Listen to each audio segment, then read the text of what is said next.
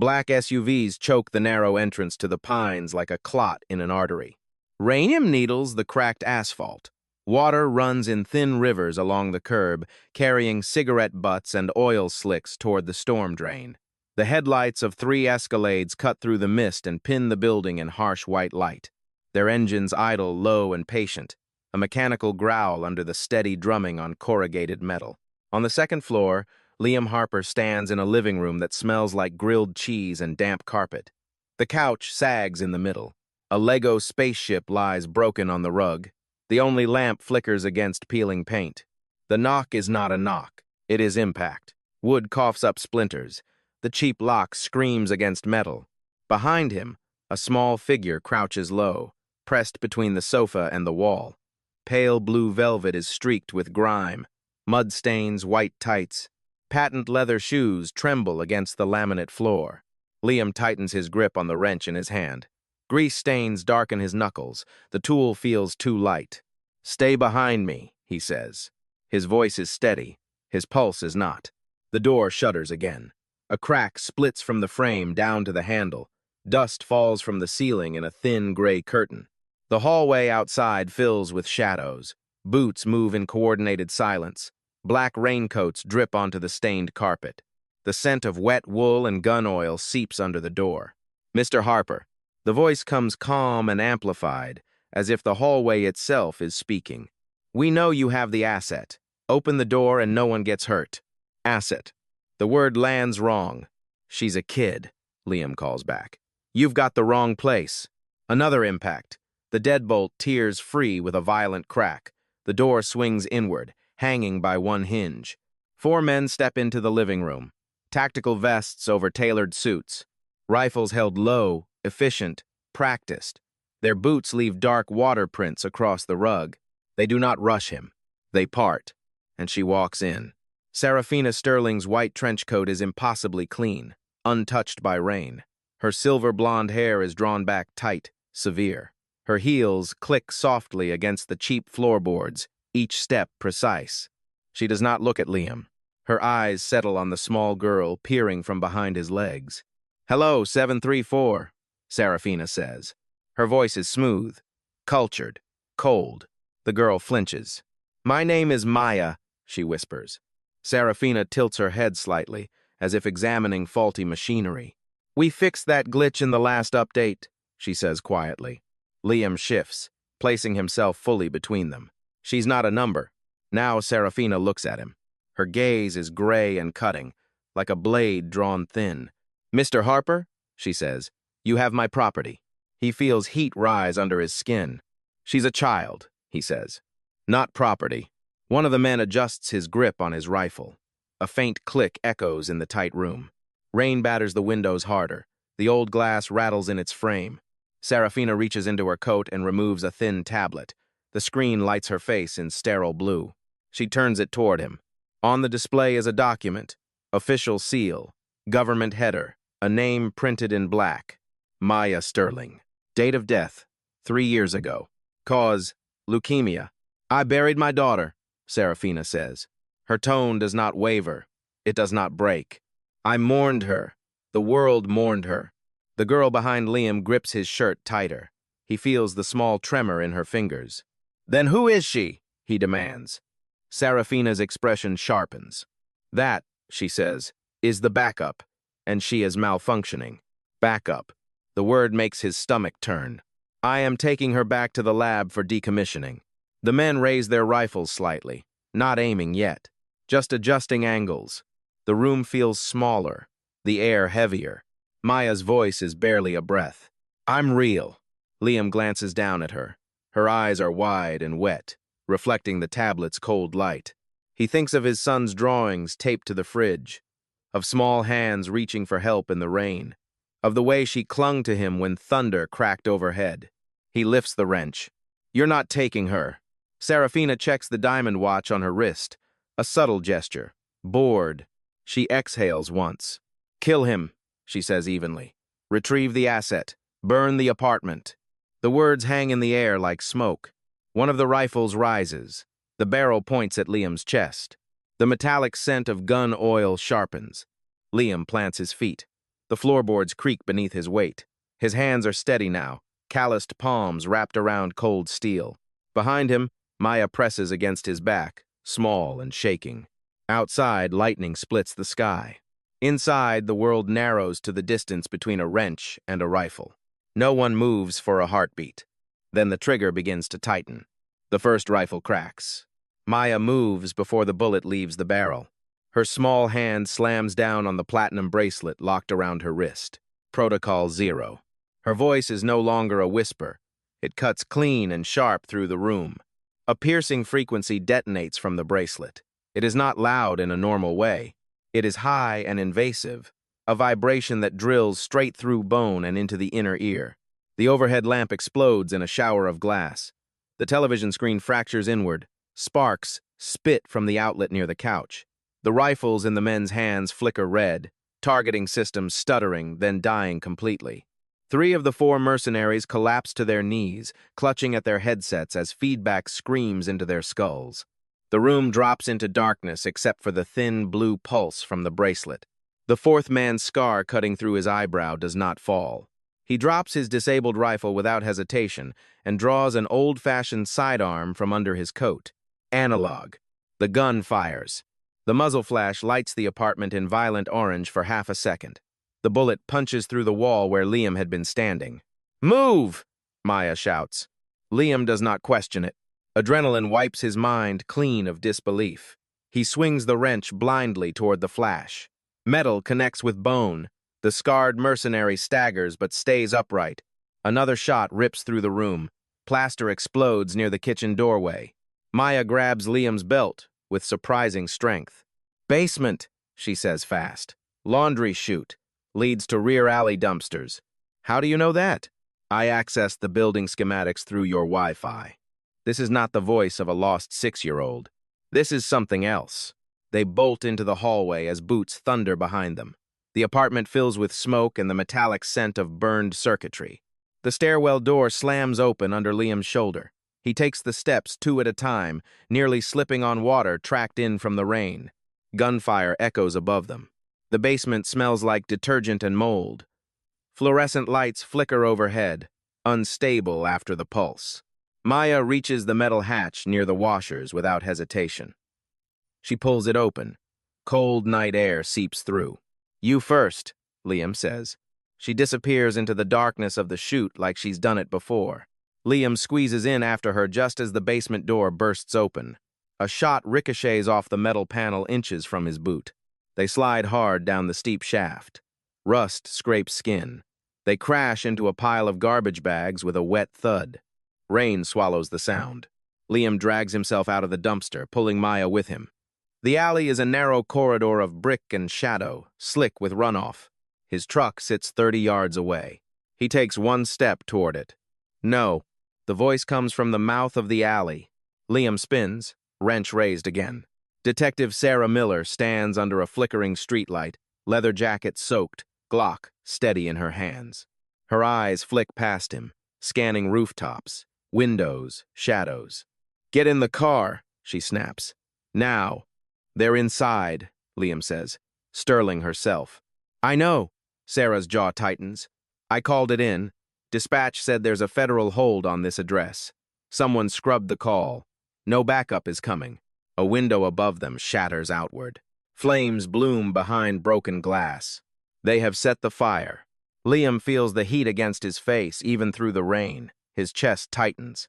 "Noah," he breathes. "He's safe," Sarah says sharply, pushing them toward her unmarked sedan. "I had a patrol I trust grab him from the sleepover. He's headed to Dad's old cabin. Off-grid." The word off-grid lands heavy. They dive into the car. Sarah floors the accelerator just as the apartment doorframe collapses inward in a burst of orange. Liam twists in his seat, watching everything he owns burn. His son's drawings, his wedding photo, the couch where Maya had eaten grilled cheese only minutes ago. Water hisses against flame. In the back seat, Maya watches the fire with no expression. Blue velvet is ruined. Mud and soot smear the lace collar. The bracelet on her wrist glows faintly red. "You burned my house down," Liam says, voice hollow. She turns to him. "I saved your life," she replies evenly. That is an equitable exchange. Sarah glances at her in the rearview mirror. What are you? She demands. Maya looks down at her hands as if studying them. I am the Prainabe. I am the property of Ethereus Dynamics, she says quietly. Current valuation, $4 billion. The sedan speeds through rain-slick streets. Sirens wail in the distance, but none follow them. Liam stares at Maya's wrist. He sees now what he missed in the alley. The bracelet is not jewelry. It is a restraint. Heavy platinum, engraved serial numbers, the word project etched in microscopic lettering. And beneath the collar of her dress, the edge of the bandage is peeling. He saw the scar earlier. He did not understand it. The truth presses in on him like the smoke from the burning building. She does not breathe like a normal child. Her breaths are measured, regulated, precise. In the glow of passing streetlights, her eyes reflect something colder than fear. Liam thinks he rescued a child from the rain. He does not know he pulled a vessel out of the gutter. He does not know the woman who just ordered his execution did not come for a daughter. She came for her future body. The bracelet pulses again. Somewhere above the clouds, a satellite recalculates. The sedan fishtails once on a slick corner before Sarah corrects it. Rain thins to a mist as they leave the main roads. Sodium streetlights smear across the windshield in long yellow streaks. The city feels different now, less like home, more like territory owned by someone else. Sarah pulls into an abandoned loading bay beneath a shuttered warehouse near the shipyards. Corrugated metal rattles overhead in the wind. She kills the engine and the sudden silence is loud. Out, she says. They move fast. The air smells like salt water and diesel. Sarah leads them through a side door with a keypad that no longer works. Inside, the space is hollow and cold, lit only by a single emergency bulb glowing weakly red. At the far end sits a rusted shipping container with a padlock. Sarah unlocks it. The interior is cramped but organized folding cots, a kerosene lamp, a small table stacked with old case files. A remnant of an undercover operation she never officially closed. She lights the lamp. Yellow light pushes back the darkness. Start talking, Sarah says, holstering her Glock but keeping her hand close. Liam stands in the center of the container, soaked and shaking, though he cannot tell if it is from cold or adrenaline. Maya sits on one of the cots with perfect posture. Water drips from the hem of her ruined dress onto the metal floor. You heard her, Liam says. Death certificate. 3 years ago. Sarah's eyes narrow. What did it say exactly? Leukemia, Liam replies. Age 3. Maya looks up. Maya Sterling died 3 years, 4 months, and 12 days ago, she says calmly. Complications from a congenital blood disorder. Sarah studies hair. You're a twin? She asks. No. The answer comes without hesitation. Sarah steps closer. The lamplight reveals the bruise on Maya's neck more clearly now, faint yellowing under the skin. And the bandage? Maya reaches up slowly and peels it back. The skin beneath is not smooth. It is scarred in a circular pattern, faint ridges radiating outward from a small metallic port embedded just above her collarbone. Liam inhales sharply. That's not possible, Sarah whispers. It is, Maya says. She touches the port with 2 fingers. It clicks faintly, mechanical under flesh. I am a biological construct. Accelerated growth in a controlled stasis environment. Skeletal reinforcement with carbon lattice integration. Synthetic cortical augmentation for advanced processing. Her voice remains level, clinical. They transferred Maya Sterling's neural map into this body. Memory fragments, behavioral imprinting, preferences, emotional baselines. Liam feels the room tilt slightly. You mean cloning, he says. Cloning produces an infant, Maya replies. Serafina did not want to wait. Sarah rubs her temples. This is illegal on every level. International treaties are not binding to private defense contractors with autonomous territories, Maya says. Ethereus Dynamics operates beyond standard jurisdiction. The bracelet on her wrist emits a soft, steady pulse. Red. Sarah notices it. What's that doing? She asks. It tracks my biometric stability, Maya answers, and transmits continuous health data to the lab. Liam steps forward. Can you shut it off? I disabled the GPS signal temporarily. The biometric stream is hardwired. What happens if it stops? They will know the exact location of signal termination. Silence settles inside the container, heavy and metallic. Sarah breaks it. Why did she call you a malfunction? Maya hesitates for the first time. My programming prioritizes obedience, emotional compliance, identity stabilization, and I developed independent choice architecture. Liam blinks. Speak English. I have free will, Maya says quietly. The lamplight flickers. Sarah leans against the metal wall. She built you to be her daughter. No, Maya corrects. She built me to be an improvement. A faint tremor runs through her hands now, barely perceptible. She did not want grief, Maya continues. She wanted control. The original Maya carried a genetic defect, a weakness. Her voice softens slightly. I was engineered without it. Liam feels something cold settle in his chest. So what was the end game? He asks. Maya meets his eyes. To upload? The word lands like a dropped wrench. Upload what? Sarah demands. The kerosene flame sputters once. She has spent 20 years mapping her own neural architecture, Maya says, building a vessel capable of sustaining it indefinitely. The transfer protocol was scheduled for final testing this quarter. Liam's jaw tightens. She was going to overwrite you. Yes. The red pulse on the bracelet accelerates slightly. Sarah notices. You escaped, she says. How? A sympathetic nurse scheduled my transport for recalibration tonight. She attempted to reroute the convoy. And they killed her. The words are simple, unadorned. Liam looks at the small girl sitting under yellow light, speaking about murder like a lab report. You weren't lost in the alley, he says slowly. No, Maya answers. I was hiding.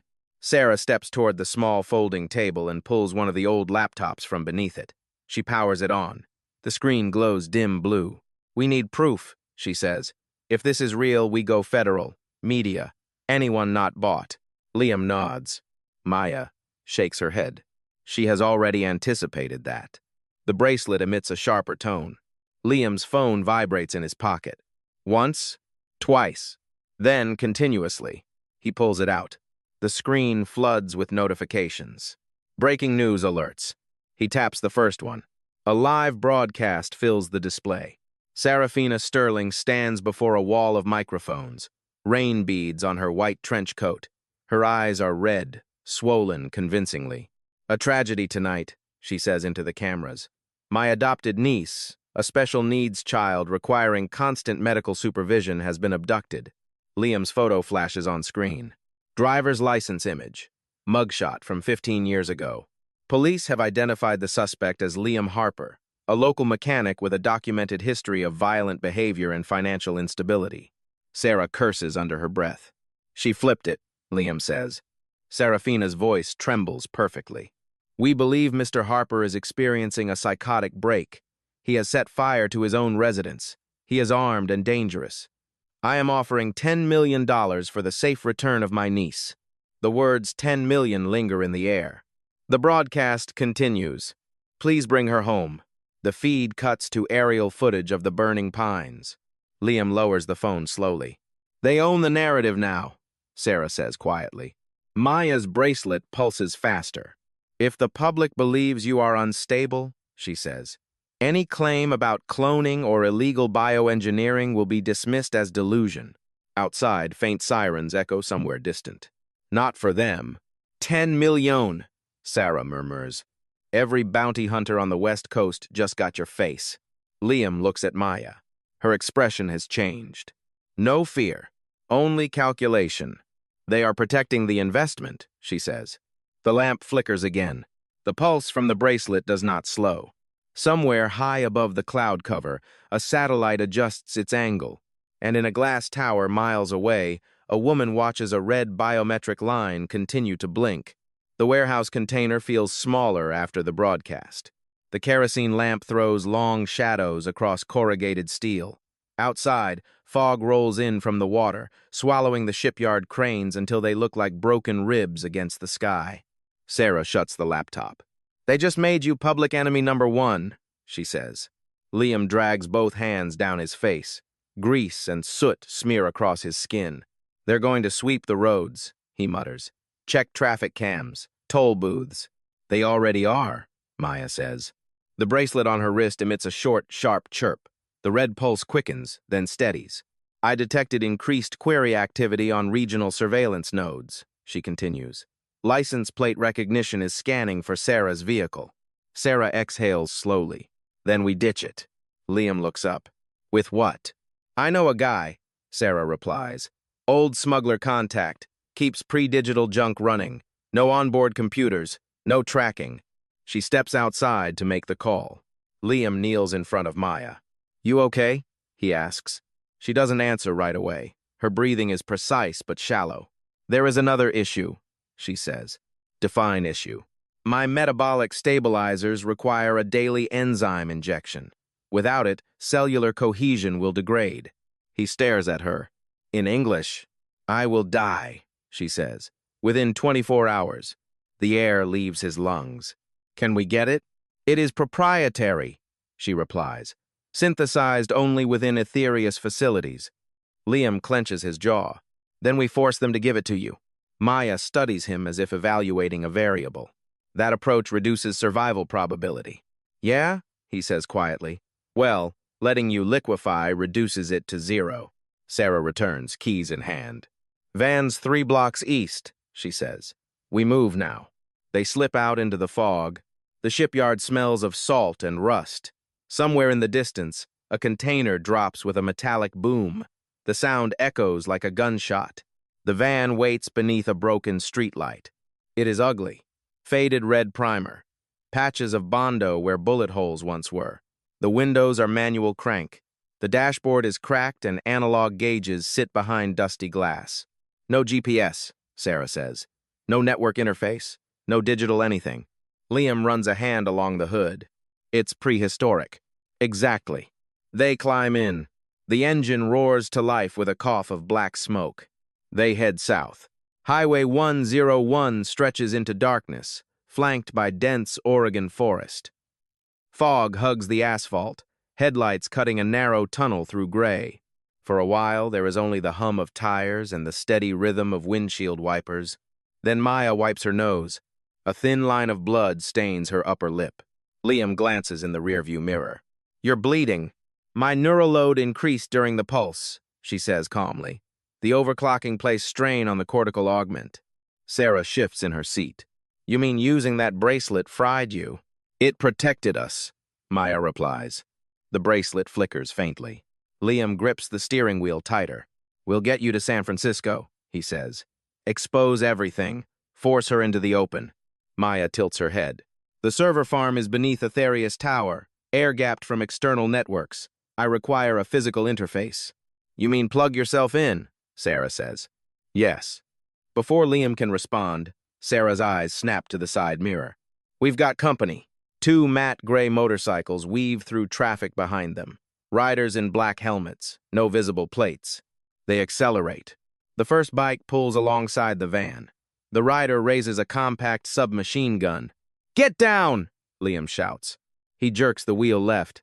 The van sideswipes the motorcycle. Sparks shower across the highway. The biker steadies, firing a burst. Bullets punch through thin metal. One ricochets off the dashboard. Maya drops flat against the floor between the seats. Sarah rolls down her window and leans out, wind tearing at her jacket. She fires 3 controlled shots. The front tire of the first bike explodes. The motorcycle cartwheels violently into the ditch. One down, she yells. The second rider does not retreat. Instead, he accelerates, swerves, and launches himself onto the roof of the van. The impact, dense metal. A gloved hand smashes through the driver's side window, grabbing Liam by the throat. The van swerves wildly into oncoming lanes. Headlights flash, horns scream. Liam gasps, clawing at the leather glove, crushing his windpipe. Sarah lunges across the console, trying to pry the hand loose. In the back, something changes. Maya reases. Her pupils contract sharply. For one frozen second, her expression empties pure calculation. She reaches up and rips a loose wire from the exposed ceiling light fixture. Copper sparks against her skin. The faintest blue glow pulses beneath the surface of her wrist, like circuitry coming alive. She climbs forward with unnatural balance despite the swerving vehicle. Without hesitation, she presses the live wire against the exposed wrist of the attacker. A jagged arc of electricity snaps. The biker convulses, muscles locking. His grip releases instantly. The van jerks right. Momentum throws him off the roof. He hits asphalt and disappears into darkness. Liam wrestles the wheel, tires screaming against wet pavement. The guardrail looms inches away before he corrects. He slams the brakes. The van shudders to a stop on the shoulder overlooking black ocean cliffs. Silence crashes in. Liam coughs, dragging air into burning lungs. Sarah turns, scanning the road behind them. Clear. In the back seat, Maya slumps sideways. The wire falls from her hand. The faint blue glow under her skin fades. Her nosebleed worsens. "That was a lot of voltage," she whispers, voice thin. Her eyes flutter. Liam scrambles into the back, cradling her. "Hey, stay with me. My stabilizers are degrading," she says faintly. "Estimated time remaining, 22 hours. The bracelet pulses red in steady intervals. Sarah looks out into the fog-shrouded highway. "They know we're moving," she says quietly. "They won't stop." Liam brushes blood from Maya's cheek with his oil-stained thumb. "Neither will we." He looks ahead at the endless stretch of road vanishing into mist. San Francisco is hundreds of miles away. Above the clouds, satellites shift, and somewhere in a tower of black glass, a red biometric line continues to blink. The van does not stop again. Fog thins as dawn bleeds gray across the horizon. The Pacific glints far below the cliffs, cold and indifferent. The road hums beneath bald tires. Every passing mile marker feels borrowed. Maya lies curled in the back on a pile of old tarps. Her skin has gone pale beneath the grime. The faint red pulse of the bracelet continues, steady and unforgiving. Liam keeps one hand on the wheel, the other reaching back to rest against her shoulder between curves. "You still with me?" he asks. Her eyes open halfway. "Yes," she answers, voice quieter now. Cortical function stable, cellular cohesion declining. Sarah checks the side mirror again out of habit. "No more bikes," she says. "For now." They cut inland before noon, leaving the coastline for industrial backroads. Abandoned mills and rusted silos rise from fields like skeletons. The air smells of damp earth and fertilizer. Sarah finally turns on the old van's radio. It crackles with static before locking onto a news station. $10 million reward remains active," the announcer says. Authorities warn the suspect is considered armed and mentally unstable. Liam's jaw tightens. The station replays a clip. Serafina Sterling stands beneath soft lighting, composed grief painted perfectly across her face. "My niece requires specialized medical treatment," she says, voice breaking at precisely the right moment. "Without it, she could die." Maya's eyes flick toward the radio. "That is technically accurate," she murmurs.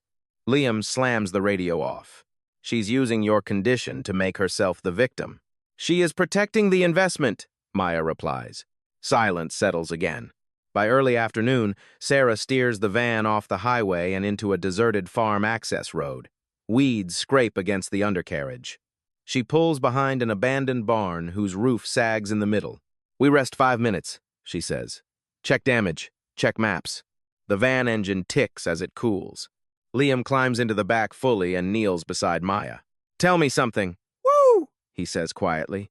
"When you used that pulse, that voltage, what did it cost you?" She looks at her own hands as if they belong to someone else. "The synthetic cortex increases processing speed under threat," she says. "However, prolonged overclocking destabilizes enzymatic balance. In other words, it burns fuel I do not have." Liam exhales. "You shouldn't have had to do that." "You would have died," she says simply. He studies her face. For a moment, the clinical tone slips. There is something else there. Fear, maybe, or fatigue. Sarah opens the side door and scans the horizon with binoculars. "Nothing moving," she reports. "But this bounty is turning every low-level criminal into a hunter. We're not just running from Sterling, we're running from greed." Liam leans back against the van wall. "We can't outrun satellites," he says. And we can't outshoot hired guns forever. No, Sarah agrees. So, we stop running. He looks at her. You said the server farm is air-gapped, she says to Maya. Physical access only. Yes. Where? Beneath Aurelius Tower. Sub-level 5. Sarah lowers the binoculars. Security? Biometric scanners. Retina authentication. Voice print validation. Level 5 clearance. Liam shakes his head. That's a fortress. Maya meets his eyes. My retinal pattern matches Maya Sterling's registry entry. She added her daughter as a legacy administrator. Sarah's brows knit together. Sentimental oversight. Yes. Liam runs both hands through his hair. You're telling me the only way to save you is to break into the tallest building on the West Coast? Yes. And plug you directly into their core system? Yes. Sarah gives a humorless laugh. Well, she says, at least we're aiming high. Maya shifts slightly, wincing. There is an additional factor, she says. What now? Liam asks. If the transfer protocol activates automatically upon my proximity to the master node, Serafina may attempt to initiate overwrite. Overwrite what? Sarah demands. My consciousness. The word lands heavier than any gunshot.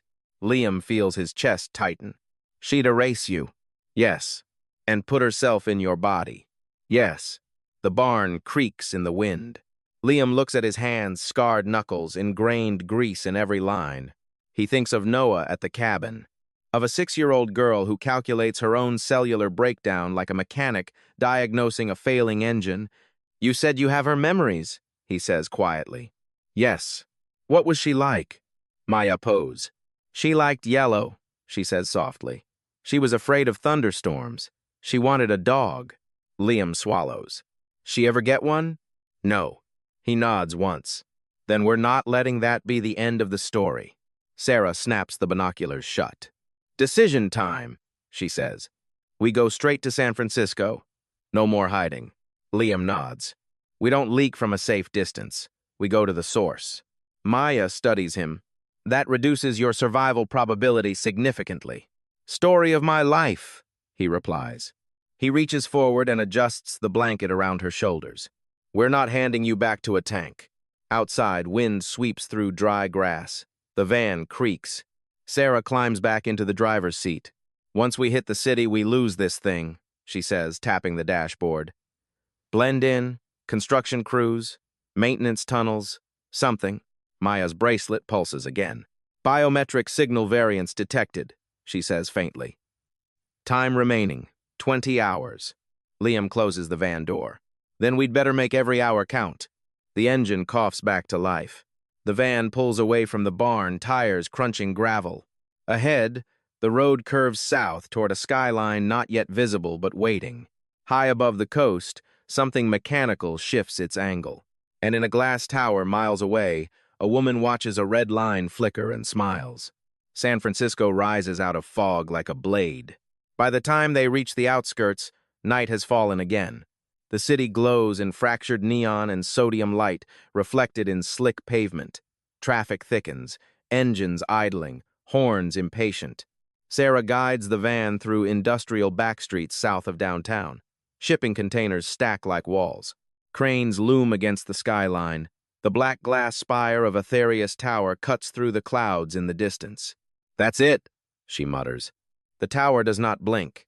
It hums, faint even from miles away, as if the entire structure breathes. Maya shifts in the back. Her movements are slower now. My enzymatic decay is accelerating, she says quietly. 18 hours. Liam glances at her in the rearview mirror. You holding together? For now. A thin trickle of blood slides from her nostril again. She wipes it away mechanically. They abandon the van beneath an overpass near a closed construction site. Wind whistles through exposed rebar. The air smells of wet concrete and metal dust. Sarah pulls 3 hard hats and reflective vests from a storage crate in the back. We walk the last stretch, she says. Blend in with night crews. Liam helps Maya out of the van. She sways slightly when her feet hit asphalt. He steadies her. For a split second, her eyes lose focus. Then something shifts. A faint glow pulses beneath the skin of her neck, tracing delicate lines like circuitry beneath glass. Her pupils contract sharply. She straightens, scanning the environment in rapid micro-movements. Surveillance density increasing, she murmurs. Multiple thermal nodes, camera arcs overlapping at 15-degree intervals. Her voice flattens. Precise, machine-like. Then the glow fades. She blinks. Fear returns. I don't want to go back, she whispers. Liam grips her shoulders. You're not. Sarah gestures forward. Keep moving. They cross a service road and slip through a gap in temporary fencing. The construction site is half-finished steel beams exposed, scaffolding casting long shadows. The tower looms across the street. Glass and black steel. No visible windows at lower levels. Just polished surface reflecting city light. A digital billboard on the side of a neighboring building flickers. Serafina Sterling's face fills it. We remain hopeful for her safe return, she says softly. The individual responsible is unstable. The word unstable lingers like an accusation in the night air. Maya looks up at the screen. She is adapting public sentiment in real time, she says. Emotional modulation optimized. Sarah shakes her head. She's everywhere. Not everywhere, Maya corrects. Just connected. They reach a maintenance access tunnel beneath the construction site that runs parallel to the tower's foundation. Damp concrete, echoing drips. The hum of distant power systems vibrates through the floor. Maya stops. This leads to sub-level ventilation infrastructure, she says. Thermal calibration cycle occurs at 0315, 4-minute blind interval. Sarah checks her watch. 2:58. They move. The tunnel narrows into a metal duct large enough to crawl through. Grease and dust coat the interior. The air grows colder the deeper they go. Liam crawls behind Maya, watching the way she moves. Even weakened, she navigates without hesitation. How do you know the timing? He asks. I access structural metadata during initial satellite recalibration sweep, she replies faintly. Of course you did, Sarah mutters from behind. The hum intensifies. They reach a grate overlooking a wide sub-level corridor, polished floors, armed guards at distant checkpoints. Maya closes her eyes briefly. Her bracelet flickers. Thermal recalibration initiated, she whispers. Lights along the corridor dim momentarily. Now, they drop into the hallway. Sarah moves first, weapon low but ready. Liam supports Maya as they rush toward a heavy titanium door at the far end. A sleek glass panel sits beside it. Maya's steps falter. Lift me, she says. Liam kneels and hoists her up. She feels lighter than she should. A red beam scans her retina. For a terrifying second, nothing happens. Then, identity confirmed. Welcome, Maya Sterling. The door hisses open. Inside, the air is freezing. Rows of towering server banks stretch into darkness, humming in synchronized rhythm. Blue indicator lights blink like distant stars. In the center of the room stands a single, isolated terminal on a raised platform. Maya slides from Liam's arms and staggers toward it. I must interface directly with the master node, she says. Liam glances back toward the hallway. Empty for now. Do it, Sarah urges. Maya reaches behind her neck. The skin parts around the scarred port with a soft mechanical click. A cable extends from the terminal like a waiting limb. She plugs in. Her body stiffens instantly. Every server light flares brighter. Code floods across nearby screens in cascading columns. Accessing, she whispers. Decrypting. A progress bar appears. 10%. 20. Liam's breath fogs in the cold air. 35. The hum deepens, almost resonant. Suddenly, the far wall of the server room shifts. What they thought was solid surface becomes transparent. Behind reinforced glass stands Serafina Sterling. She holds a glass of champagne. She is smiling. Good evening, she says, her voice echoing through hidden speakers. The progress bar jumps to 50%. Maya gasps, pain twisting her features. I anticipated your initiative, Serafina continues calmly. You always were curious. What are you doing? Liam shouts, stepping toward the glass. You misunderstand, Serafina says softly. She is not uploading evidence. The bar flashes red. She is initiating activation. Maya arches in the chair, veins darkening faintly beneath her skin. 60%. 70. Liam's pulse roars in his ears. What activation? Sarah demands. Serafina's smile widens. The final transfer. 80%. Maya's eyes flicker, one still blue, the other beginning to shift toward a colder gray. Liam feels dread settle like ice in his veins. Serafina raises her glass slightly. Thank you for delivering my future body to me. The hum grows louder. The server room door slams shut behind them. Locks engage. Above, vents begin to hiss. A thin white vapor spills from the ceiling vents. It has no smell. That is what makes it terrifying. The temperature drops another degree. The hum of the server banks continues, indifferent. Blue lights blink in calm, perfect rhythm while oxygen thins. Sarah pulls her shirt over her mouth. Halon, she coughs. Fire suppression. Liam's lungs already burn. Across the glass, Serafina does not move, champagne still in hand, composed, watching. Goodbye, Mr. Harper, her voice echoes through hidden speakers. Thank you for your assistance. Maya convulses in the chair. The progress bar blinks red. 89%. Dark lines crawl beneath her skin like ink spreading through water. Her breathing turns shallow, erratic. I can't, she chokes. She's overriding root access. Disconnect, Liam shouts. I can't, she gasps. Physical severance risks spinal fracture. 92%. Sarah fires at the reinforced glass. The bullets spark and flatten uselessly. The gas thickens. Liam staggers toward Maya, gripping the back of the chair to steady himself. The metal is ice cold under his hands. Look at me, he says. Her left eye remains blue. Her right is shifting gray, creeping inward from the iris. I'm not real, Maya whispers, voice doubling slightly as a second tone layers beneath it. You are, Liam snaps. You ate grilled cheese in my kitchen. You wanted a dog. That's real. 94%. Across the glass, Serafina's body sways faintly, as if something inside her is loosening. The human brain is inefficient, Serafina says, voice calm. This vessel corrects that flaw. Liam's head swims from lack of oxygen. He scans the room. Rows of servers. Frost forming along metal rails. Thick, insulated coolant pipes running above the master node. A red label near the wall catches his eye. Manual override. Beside it, a small control panel connected to the cooling system. He grabs Sarah's arm. The coolant, he rasps. Shoot the coolant pipe above the mainframe. Sarah blinks through watering eyes. What? Thermal shock. Overload it. 96%. Maya screams a raw, tearing sound that does not belong to any machine. Sarah forces herself upright. She steadies her shaking hand and aims upward. First shot misses. Metal clangs. Second shot hits the valve. The pipe ruptures. A violent jet of liquid nitrogen erupts downward, blasting across the superheated processors beneath Maya's chair. The effect is immediate. Metal shrieks. Steam explodes into the air. The hum fractures into discordant noise as temperature plummets in an instant. System warnings flash across the monitors. Connection unstable. Transfer error. 98%. The progress bar freezes. Across the glass, Serafina's body jerks violently. Champagne shatters against the floor behind her. Her composure cracks. What are you doing? She demands, voice finally sharp.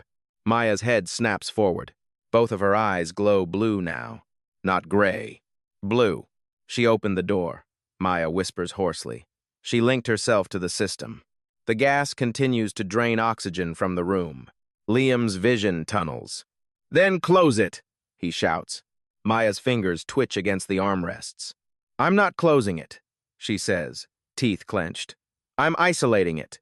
Across the monitors, code reverses direction. Data streams shift. Upload arrows invert. Transfer reversed. Error. Serafina stumbles backward, clutching her head. No, she breathes. Maya leans into the interface despite the black veins pulsing along her neck. She wants to live inside me, Maya says. Fine. Her voice grows steadier. I'm putting her somewhere else. She slams her palm onto the terminal. Upload complete. Target isolated drive. The server banks erupt in sparks as overloaded circuits cascade through the system. The glass wall flickers. Serafina collapses to her knees. Her mouth opens in a silent scream. Then she goes still. Not dead, but empty. The lights in the server room die abruptly. Darkness. The hissing from the vents cuts off. Emergency ventilation kicks in, drawing fresh air back into the chamber. Liam falls to his knees, gasping as oxygen returns. He crawls toward Maya. The cable dangles loosely from her neck now. She slumps forward in the chair, not moving. "Maya," he whispers. He touches her cheek. Cold. Too cold. Sarah presses fingers to the side of Maya's neck. She waits. Her expression tightens. "There's no pulse," she says quietly. Liam's hands shake. "No." He gathers Maya's small body into his arms. Her head lolls against his shoulder. "You don't get to quit," he murmurs. "You hear me?" Silence. Across the glass, Serafina's body remains upright, but vacant, eyes open and unfocused. The servers are dead quiet now. For a moment, there is nothing. Then, thump, a low mechanical beat. Liam freezes. Thump. It is not coming from the room. It is coming from Maya. Thump. Her chest rises sharply as she drags in a violent breath. Her eyes snap open. "System restoration complete," she rasps weakly. Liam lets out a sound that is half laugh, half sob. "You rebooted," he says. Maya blinks slowly. "Yes," she replies. "I am built to last." Sarah helps her sit upright. "What about her?" she asks, nodding toward the glass. Maya looks through it. Serafina's body stands frozen, breathing shallowly, eyes empty. "She is in a contained simulation loop," Maya says quietly. "An isolated drive with no external input." "For how long?" Liam asks. "Indefinitely." Distant sirens begin to echo faintly above the sublevels. Real sirens. Not staged broadcasts. Not paid silence. Authorities responding to system-wide alerts. Maya rests her head briefly against Liam's chest. "It's done," she whispers. Above them, in the city that never truly sleeps, lights begin to flicker as a multi-billion-dollar empire starts to collapse. Sirens multiply above them. Not one or two, dozens. Through the fractured observation glass, red and blue lights begin to strobe against the black steel interior of the tower. Reflections fracture across the dead server racks like broken constellations. Sarah moves first. "We can't be here when they breach," she says, not without control of the narrative. Maya sways but remains upright. "It has already begun," she replies. She reaches weakly toward the darkened terminal and taps a final command into the emergency backup console. On a small auxiliary screen, progress bars flash across multiple outlets. CNN, BBC, Al Jazeera, independent investigative feeds, federal secure channels. File packets labeled cloning protocol, neural transfer architecture, executive authorization logs, kill order authorizations, timestamps embedded, metadata intact, chain of custody signatures pulled directly from internal server authentication, distributed redundantly, Maya whispers. Immutable copies. Liam exhales slowly. "So she can't bury it." "No." Above them, a heavy thud reverberates through the structure. Breach teams entering upper floors. Sarah checks the hallway. "Move." They exit through a secondary maintenance corridor Maya marks with a faint holographic projection from her bracelet. The projection flickers energy reserves, draining. "You okay?" Liam asks. "Stabilization remains critical," she says, "but systemic threat has decreased." They climb a narrow emergency stairwell. The air grows warmer with each level. Footsteps echo somewhere distant, security teams, law enforcement, chaos unfolding floor by floor. By the time they reach a service exit near ground level, flashing patrol lights paint the wet pavement outside in violent color. Reporters have already gathered behind barricades, cameras mounted on shoulders, microphones extended like spears. Word travels fast in a city wired for scandal. Sarah pulls them into the shadow of a delivery truck. "Once we step out, this becomes public record," she says. "No turning back." Liam nods. There wasn't any turning back. Maya looks toward the crowd. Her face is pale but composed. "They will ask if I am human," she says. Liam kneels slightly to meet her eyes. You are, he says simply. Sarah steps out first, badge visible. She signals officers she recognizes. Tension crackles in the air. A captain approaches cautiously. Detective Miller? He says, stunned. What the hell is happening in there? Corporate bioengineering violation, Sarah replies evenly. And attempted homicide. Cameras swing toward them. Liam steps into the light with Maya beside him. A ripple moves through the press. That's her, someone whispers. Maya's bracelet glints under the floodlights. Microphones crowd forward. Is it true you were abducted? Are you a clone? Is Sterling responsible? Liam tightens his grip on her hand, but lets her speak. Maya steps forward half a pace. I was engineered without consent, she says clearly. I was designated property. I am not property. The words cut clean through the noise. I possess independent cognition and emotional agency. I am a sentient individual. Reporters glance at one another. This is no rumor. This is declaration. Behind them, paramedics wheel Serafina Sterling out on a stretcher. She sits upright, but unresponsive, eyes vacant. Camera shutters explode in rapid bursts. Is she in a coma? Someone shouts. Maya does not look back. She is contained, she says quietly. Within minutes, federal agents push through the crowd. Suits. Identification displayed prominently. One approaches Maya directly. We need a formal statement, he says carefully. You already have the data, she replies.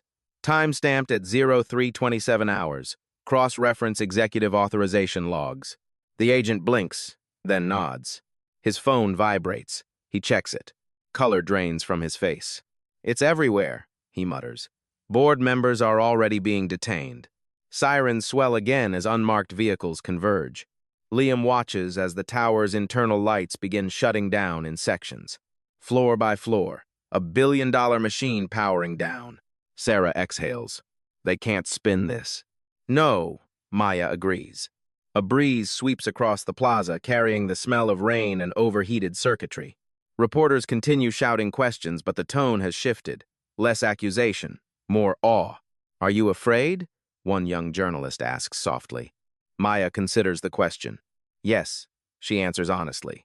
But fear does not determine identity. Liam feels something in his chest loosen for the first time in days. A medic approaches with a thermal blanket. She needs medical attention, he says gently. Maya nods.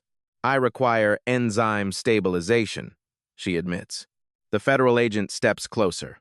We can arrange secure transport, he says. Under protective custody. Liam looks at Sarah. She gives a small nod. For now, she says. As paramedics escort Maya toward an ambulance, she looks back at Liam.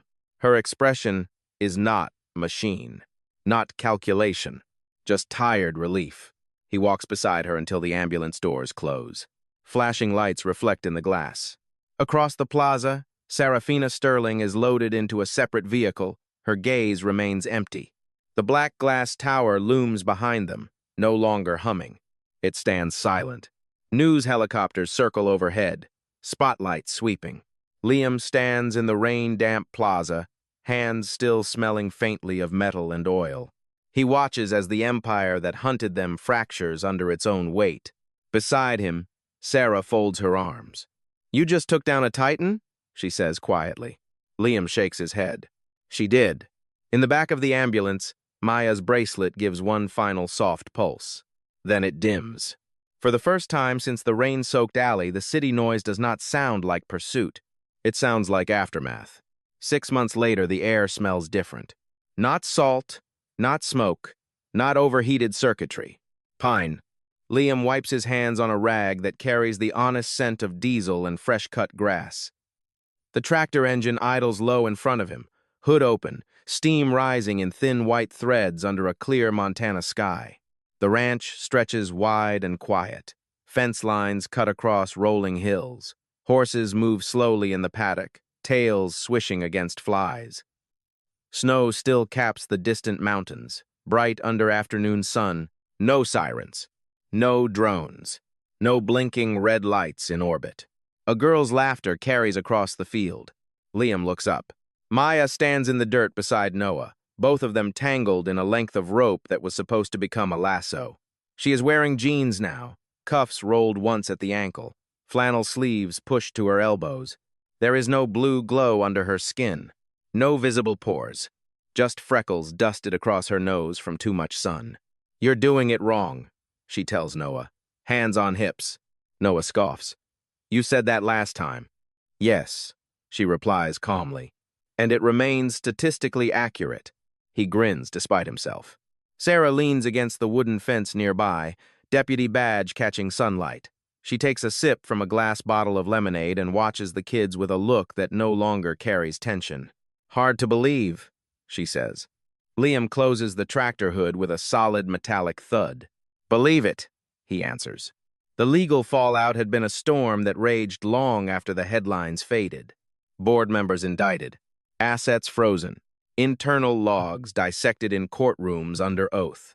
Maya's data release had included timestamps precise, down to milliseconds, executive authorizations embedded with biometric confirmation, kill orders linked to specific IP addresses and encrypted signatures, chain of custody airtight. There had been no room for narrative manipulation.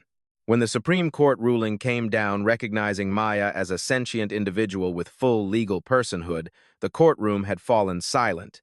Ownership nullified. Trust transferred. The valuation of Aetherius collapsed overnight. Maya had liquidated almost everything within her control. Medical ethics foundations established. Research facilities audited and restructured under independent oversight. And then she had stepped away. Retired at 6. Now she stands barefoot in the dirt, arguing about rope technique with a boy who refuses to lose. "Dad!" Noah calls. Liam walks over. "Yes." She says we can get a dog. Maya folds her arms, eyes bright. "It would improve household morale by 12%, she says. "Minimum." Liam kneels to their level. "A real dog," he says carefully. "No hidden processors." Maya smiles. "Agreed." The smile is not calibrated. It is uneven, slightly crooked at one corner. Human. Sarah steps closer. "You still worried someone will come looking?" she asks quietly. Liam glances toward the distant tree line. Federal protection had been offered indefinitely. Secure locations. Monitoring. But the investigations had reached deep. The tower was dismantled piece by piece. Oversight committees formed. Whistleblowers emboldened. The system that once moved silently around them now moved under scrutiny. "They can look," Liam says. "They won't find what they're looking for." In the quiet of the ranch house later, Maya sits at the kitchen table under warm lamplight. A notebook lies open in front of her, filled with neat handwriting. No glowing projections, just pencil. She pauses, touching the platinum bracelet resting beside the paper. It no longer pulses. Its internal transmitter deactivated, hardware stripped down to inert metal. A relic. She studies it for a moment before sliding it onto her wrist. "Reminder," she murmurs. Liam watches from the doorway. "Of what?" "That autonomy must be defended," she says. He nods slowly. Outside, Noah chases a chicken that escaped its pen. Sarah laughs from the porch.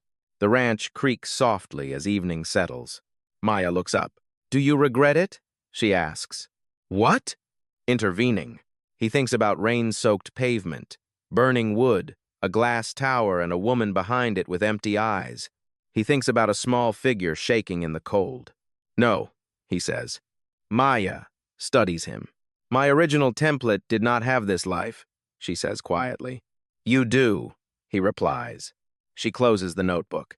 For a moment, her gaze drifts toward the horizon where mountains fade into blue. "In the simulation," she says carefully, "Sarafina experiences a constructed environment, a repeating scenario." Liam does not ask for details. "Is that cruel?" he asks instead. Maya considers. "It is containment," she says. "No harm propagates beyond it." Sarah steps inside, brushing dust from her sleeves. "Dinner's almost ready," she says. Maya rises from the table and moves toward the kitchen. Her steps are steady. No hesitation. As the sun dips lower, light filters through the window and catches the bracelet on her wrist. For a brief second, it gleams like it once did, under fluorescent lab lights. Then, The reflection shifts. Outside, a dog barks from somewhere down the road. Noah shouts in excitement. Maya pauses at the door, listening. Her expression softens. She steps out into open air without looking back. The mountains stand unmoving in the distance, and the only hum left in the world is wind through pine trees. The first snow comes early that year. It settles in thin silver sheets across the pasture, dusting fence posts and turning the distant hills into quiet shapes beneath a pale sky. The ranch breathes slower in winter. Even the wind feels softer. Inside the house, warmth hums from the old furnace. Liam repaired himself. The kitchen smells of cinnamon and wood smoke. A kettle whistles briefly before Sarah lifts it from the stove. No seatings, no flashing lights, just ordinary sound. Maya sits at the dining table with a thick book open in front of her. Not schematics, not code. History. A pencil rests behind her ear. She chews the eraser absently while reading, brow furrowed in concentration. Noah sprawls on the floor nearby, half building something out of spare tractor parts he convinced Liam to let him dismantle. A real dog, large, golden, clumsy, sleeps beside him, tail thumping occasionally against the rug. Maya glances down at the bracelet on her wrist. It is quiet metal now. No glow, no pulse, no embedded command waiting to fire. Just wait. She turns it slowly, thumb brushing the engraved word that once defined her existence. Project. The engraving has been scratched down, partially filed away by Liam's steady hand weeks earlier at the workbench. Not erased completely, just enough to break the sharpness of it. A reminder without ownership. Dinner, Sarah calls. They gather around the table. Steam rises from bowls of stew. Outside, snow continues falling in silence. Maya watches the others before taking her first bite. There is no mechanical precision in her movements now. She eats too quickly, burns her tongue, makes a face. Noah laughs. See? Human. She rolls her eyes. Statistically inevitable, she says. Liam smiles. Later that evening, after dishes are washed and the dog has been let out one last time, Liam steps onto the porch. Snow crunches beneath his boots. Maya follows him out, wrapping a blanket around her shoulders. The sky above Montana is clear between drifting clouds. Stars scatter wide and bright, unfiltered by city light. She looks up for a long moment. They used to monitor orbital patterns constantly, she says quietly. Redundant satellites tracking every signal fluctuation. Liam leans against the wooden railing. Now there is no reason to. Silence stretches between them. Easy.